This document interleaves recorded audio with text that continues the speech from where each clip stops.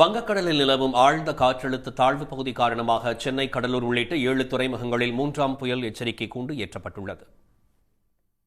தமிழ்நாட்டில் தீவிரமடைந்துள்ள வடகிழக்கு பருவமழையால் ஆங்காங்கே மழை பெய்து வருகிறது. தூத்துக்குடி மற்றும் சுற்றுப்பகுதிகளில் இன்று பெய்த மழையால் குளிர்ச்சியான சூழல் நிலவியது. மதுரையில் பெய்த திடீர் மழையால் பெரியார் பேருந்து நிலையம் அருகே உள்ள சாலைகளில் தண்ணீர் தேங்கியது. இதற்கிடையே மத்திய மேற்கு வங்கக்கடல் பகுதிகளில் நேற்று நிலவிய ஆழ்ந்த காற்றழுத்த தாழ்வு பகுதி மேற்கு தென்மேற்கு திசையில் நகர்ந்து இன்று காலை தென்மேற்கு மற்றும் அதனை ஒட்டிய மத்திய மேற்கு வங்கக்கடல் பகுதிகளில் தெற்கு ஆந்திர வட தமிழக கடலோர பகுதிகளில் நிலவுவதாக சென்னை வானிலை ஆய்வு மையம் தெரிவித்துள்ளது. இந்த ஆழ்ந்த காற்றழுத்த தாழ்வு பகுதி மேற்கு தென்மேற்கு திசையில் நகர்ந்து நாளை தென்மேற்கு வங்கக்கடல் பகுதிகளில் வட தமிழகம் மற்றும் தெற்கு ஆந்திர கடலோர பகுதிகளுக்கு அருகில் நிலவக்கூடும் என்று வானிலை ஆய்வு மையம் அறிவித்துள்ளது. இதன் காரணமாக தமிழ்நாடு, புதுச்சேரி, காரைக்கால் பகுதிகளில் இன்று முதல் அடுத்த 6 நாட்களுக்கு ஓரிரு இடங்களில் மிதமான மழை பெய்யக்கூடும் என்றும் அதிகாலை நேரங்களில் பனிமூட்டம் நிலவும் என்றும் சென்னை வானிலை ஆய்வு மையம் தெரிவித்துள்ளது. புயல் சின்னம் காரணமாக சென்னை, எண்ணூர், காட்டுப்பள்ளி, நாகை, கடலூர், புதுச்சேரி, காரைக்கால் ஆகிய 7 துறைமுகங்களில் 3ஆம் எண் புயல் எச்சரிக்கை கூண்டு ஏற்றப்பட்டுள்ளது.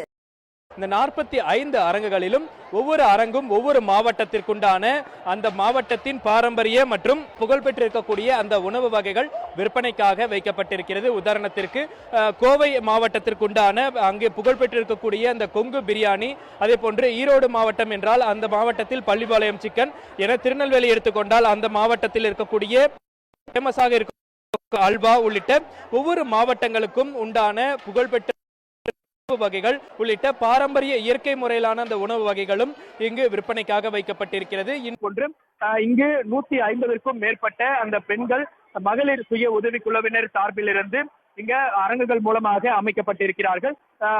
ஒவ்வொரு பொதுமக்களுக்கும் தேவையான அந்த உணவுகளை உடனடியாக சூடாக சுவையாக தயாரித்து வழங்குவதற்காக இங்கு அரங்குகள் அமைக்கப்பட்டிருக்கிறார்கள். அதே போன்று இங்கு இருக்கக்கூடிய மகளிர் சுய உதவிக்குழுவர் என கேட்கலாம், இவர்கள் எந்த மாவட்டத்திலிருந்து வந்திருக்கிறார்கள், இவர்களுக்கு இந்த மாவட்டத்தில் இந்த அரங்கில் எந்த மாதிரியான உணவுகள் விற்பனை செய்யப்படுகிறது கேட்கலாம்.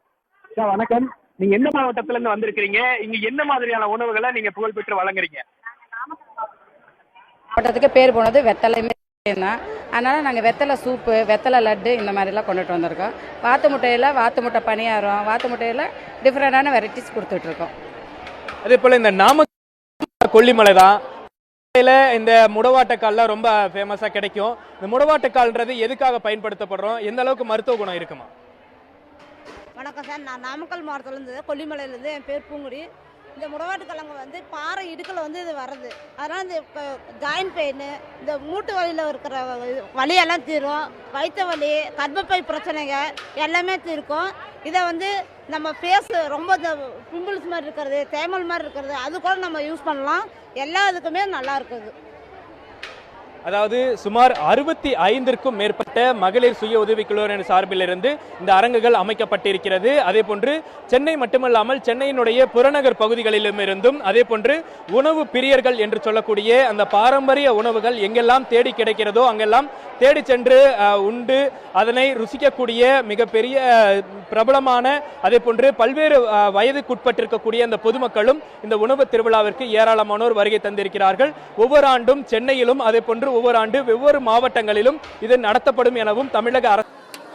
பாரம்பரிய உணவு பனை ஓலை கொழுக்கட்டை, பொரித்த வாழைப்பழம், இறால் வடை, நவதானிய இட்லி, கம்பு இட்லி, கேழ்வரகு இட்லி, தினை இட்லி, கருப்பு கவுனி அரிசி இட்லி வித் மீன் குழம்பு, இதெல்லாம் வந்து நாங்கள் பண்ணியிருக்கோம். மட்டன் கோலா உருண்டை, எங்கள் ஊர் ஸ்பெஷல் வந்து பருப்பு உருண்டை குழம்பு, இடியாப்பம், மட்டன் வடக்கறி ஃபேமஸ் செஞ்சுருக்கோம். இந்த மாதிரி மகளிர் தேர்ச்சியில் உள்ள மக்களுக்கு இது ஒரு யூஸ்ஃபுல்லாக நடக்குது. கோயம்புத்தூர், கரூர், செங்கல்பட்டு, வேலூர், இந்த மாதிரி பல வகையான உணவுகள் வந்து இங்கே வச்சுருக்காங்க. கலை நிகழ்ச்சியும் பார்த்தேன், இதனுடைய திருவிழா நல்லா இருந்தது. வேலூரில் வந்து இந்த சிம்பிளி, அப்புறம் அரிசி புட்டு, இந்த மாதிரிலாம் பல வகை வந்து எங்கள் ஊரில் வந்து செய்வாங்க. அதே மாதிரி இந்த இடத்துல நான் பார்த்துருக்கேன். களி, கேப்பங்கூழ், இந்த மாதிரி பல வகையானது வந்து இந்த உணவு திருவிழாவில் வந்து நான் பார்த்துருக்கேன். நல்லா இருக்குது. பிடிச்ச உணவாக இருக்கும். அதை எங்களால் சமைச்சு சாப்பிட முடியல. ஏன்னா கோயிலுக்கு அந்த மாதிரி விஷயங்களை போக சொல்ல அதை என்னால் சமைச்சு கொடுக்க முடியல. இங்கே வந்து தான் அது சந்தோஷமாக சாப்பிட்றாங்க. அது வந்து எனக்கு சந்தோஷமாக இருந்துச்சு. இங்கே சென்னைக்கு வந்து நான் பொருள் வாங்க வந்திருந்தேன். பர்ச்சேஸுக்காக. அப்போ வரும்போது பீச் ரோட்டில் இந்த மாதிரி உணவு திருவிழா நடக்கிறத பார்த்தேன். ஃபுல்லாக ஜனமாக இருந்தாங்க. அப்போ வந்து உள்ளே பார்க்கும்போது எல்லாமே நவதானியம் சம்மந்தப்பட்ட இயற்கையான உணவுப் பொருட்கள் அனைத்தும் போட்டுட்டு இருந்தாங்க. நான் வந்து நவதானிய இட்லி, மீன் குழம்பு, நாட்டுக்கோழி அதெல்லாம் அங்கே ஒரு ஸ்டால்லையும் ஒன்று வாங்கி சாப்பிட்டேன். எல்லாமே மிக அருமையாக இருக்குது.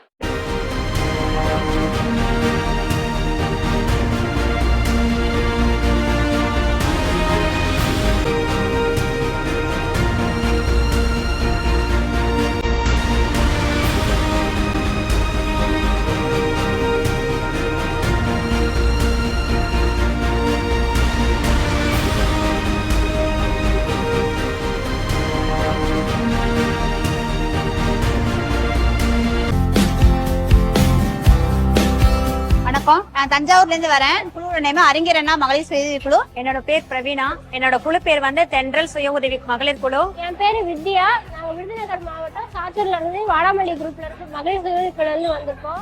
மொத்தம் 37 டிஸ்ட்ரிக்ட்ல இருந்து இங்க நாங்க வந்து உணவு திருவிழா நடத்த வந்திருக்கோம். இந்த மாதிரி எங்களோட தஞ்சாவூர் ஸ்பெஷல் பருப்பு உருண்டை குழம்பு, மட்டன் கறிக்கோலா குழம்பு, மட்டன் கறிக்கோலா உருண்டை. இந்த மாதிரி உணவு திருவிழா இருக்கு, கவர்மெண்ட் மூலியமா நடக்குது. நீங்க ஒரு சான்ஸ் யூஸ் பண்ணுங்க, நீங்க என்ன செய்ய முடியுமோ சொல்லுங்க அப்படின்னாங்க. நான் சாம்பிள் செஞ்சு கொடுத்தேன். அது மூலியமா செலக்ட் ஆகி தான் இப்போ இந்த இடத்துல வந்து நிக்கிறேன். இது எனக்கு ஃபர்ஸ்ட் டைம் தான். கவர்மெண்ட்ல இருந்து இவ்வளவு சப்போர்ட் சலுகைகள் கொடுக்குறாங்க அப்படின்னா எல்லாத்துக்குமே ரொம்ப ரொம்ப தேங்க்ஸ்.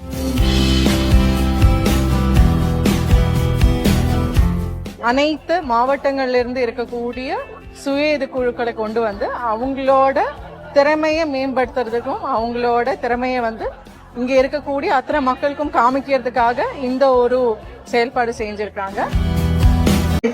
உணவு திருவிழா நடைபெற இருக்கின்றது. இந்த உணவு திருவிழாவில் தமிழ்நாடு முழுவதும் இருக்கின்றார்கள். அவர்களோடு இணைந்து மகளிர் சுய உதவி குழுவினரும் இந்த கேக் மிக்சிங்கில் பங்கேற்க இருக்கின்றார்கள்.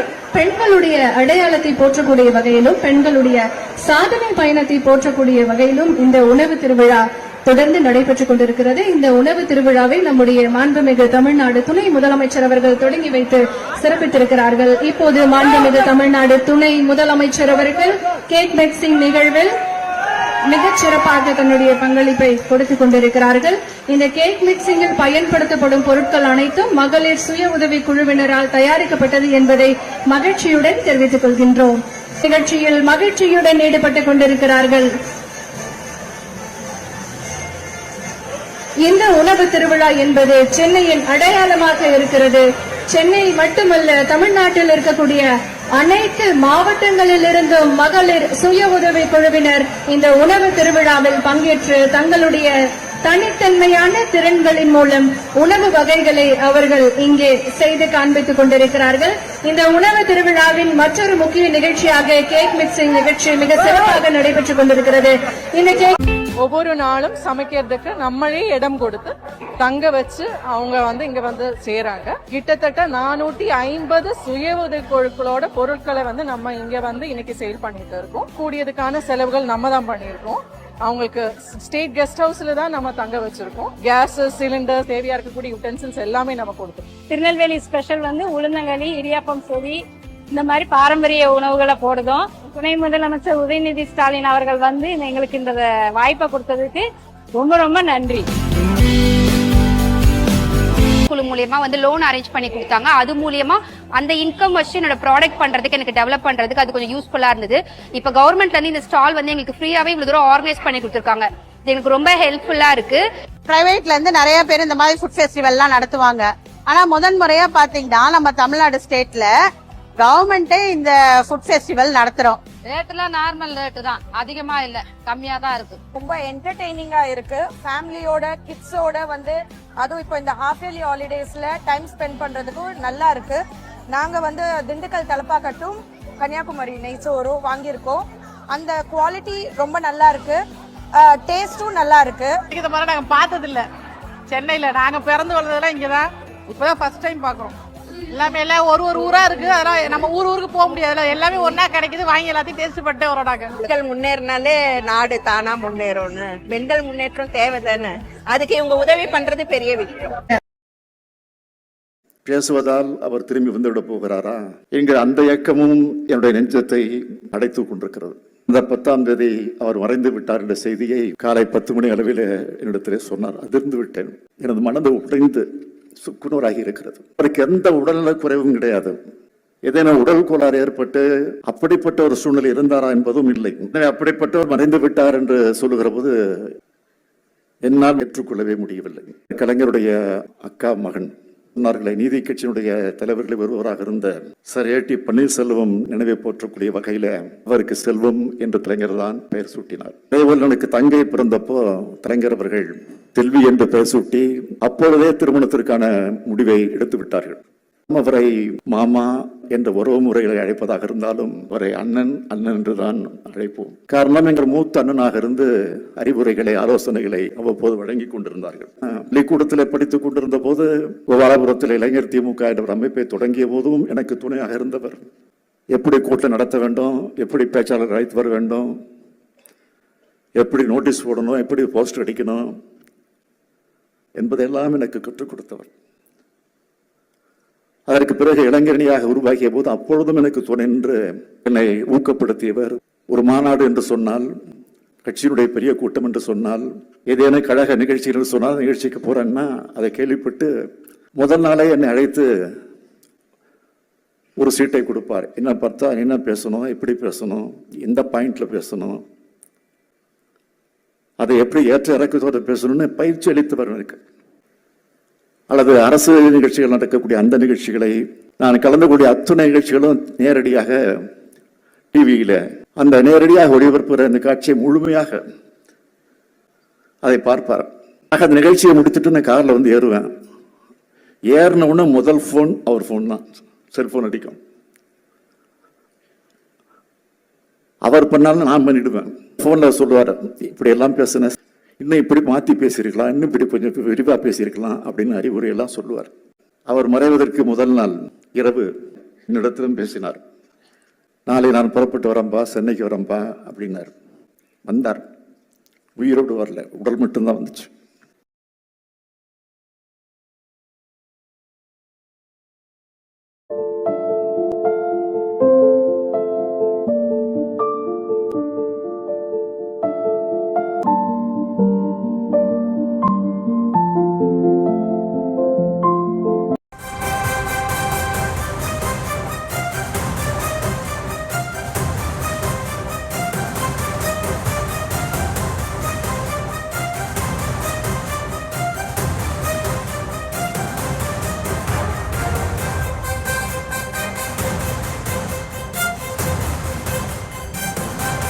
அண்மை செய்தியை பார்க்கிறோம். 5 மற்றும் 8ஆம் வகுப்பு மாணவர்களுக்கான கட்டாய தேர்ச்சி முறையை ரத்து செய்து மத்திய அரசு உத்தரவிட்டிருக்கிறது. 5 மற்றும் 8ஆம் வகுப்பு மாணவர்களுக்கான கட்டாய தேர்ச்சி முறையை ரத்து செய்து மத்திய அரசு உத்தரவிட்டிருக்கிறது. இது குறித்த அண்மை செய்தியை பார்த்து வருகிறோம்.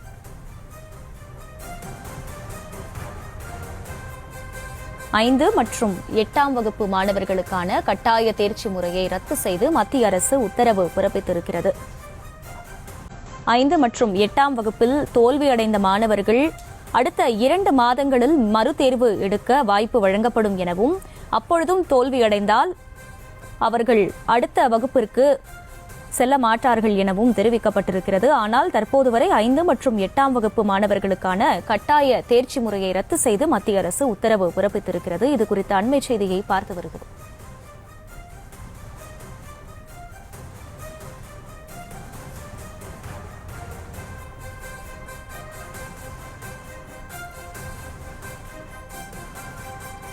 குழந்தைகளின் கற்றல் திறனை மேம்படுத்துவதற்காக இந்த உத்தரவு பிறப்பிக்கப்பட்டிருப்பதாகவும், தோல்வியடையும் மாணவர்களுக்கு அடுத்த 2 மாதங்களில் மறுதேர்வு நடத்தப்படும் எனவும் அறிவிப்பு ஒன்று வெளியிடப்பட்டிருக்கிறது.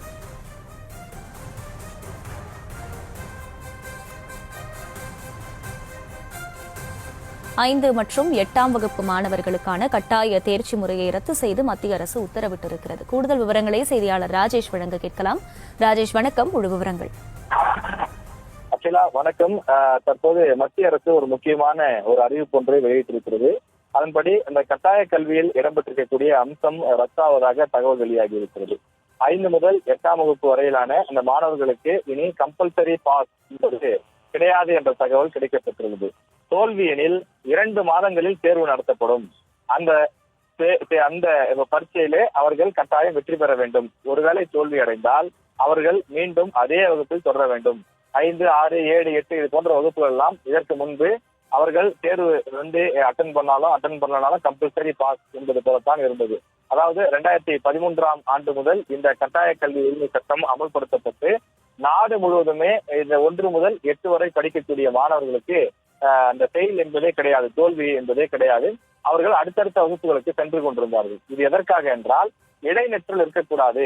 ஒரு மாணவரை 4ஆம் வகுப்பிலோ 5ஆம் வகுப்பிலோ அவர்களை தோல்வியுற்றதாக ஃபெயிலானதாக அறிவித்தால் அந்த மாணவர்களை அந்த பெற்றோர்கள் மீண்டும் அதே வகுப்பில் படிக்க அனுமதிக்காமல் அவர்களை தங்களுடைய வேலைகளுக்கு அனுப்பிவிடுவார்கள், அல்லது சுய வேலை செய்யக்கூடியவர்கள் தங்களுடன் அழைத்துக் கொண்டு சென்று விடுவார்கள், இல்லை என்றால் கூலி வேலைகளிலே பணியமர்த்தி விடுவார்கள்.